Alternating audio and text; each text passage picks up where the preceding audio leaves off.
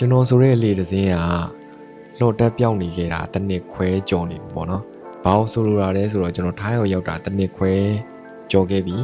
။ကျွန်တော်ထိုင်းစာကိုတင်ရကောင်းမှန်းတော့သိရယ်။ဒါပေမဲ့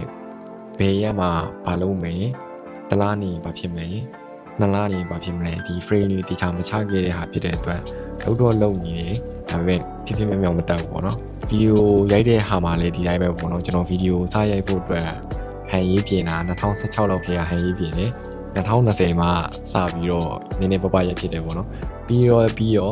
ကျွန်တော်ဒီ runner တို့ကျွန်တော်အလုပ်ကဟာတွေ runner နဲ့ဘာညာနဲ့ဆိုပြီးဆက်ပြီးတော့မရိုက်ဖြစ်ဘူးပေါ့နော်အဲ့တော့ဒီဟာလေးလည်းပြန်လုပ်သွားခြင်းနဲ့ကျွန်တော် research လုပ်ကြည့်တဲ့အခါမှာဒီအချင်းတစ်ခုကိုလုပ်ဖို့အတွက်ကအချိန်3လပေးရပြီးတော့ language တစ်ခုကိုတက်ဖို့ကအချိန်6လပဲလိုတယ်လို့ကျွန်တော်ဖတ်ထားရတယ်ပေါ့နော်အချင်းတစ်ခုလုပ်ဖို့က3လအချိန်ပေးရတယ်ဆိုတာ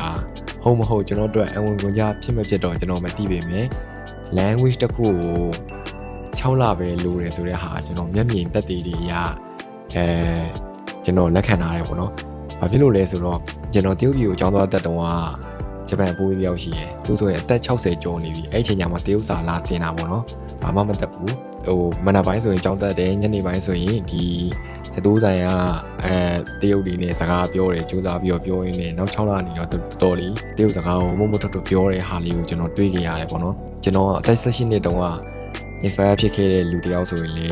မမားဘူးပေါ့နော်အဲ့တော့မနေ့ပြန် day 1စပါမယ်နောက်6လနေလို့ရှိရင်ကျွန်တော်ရဲ့ language learning record journey က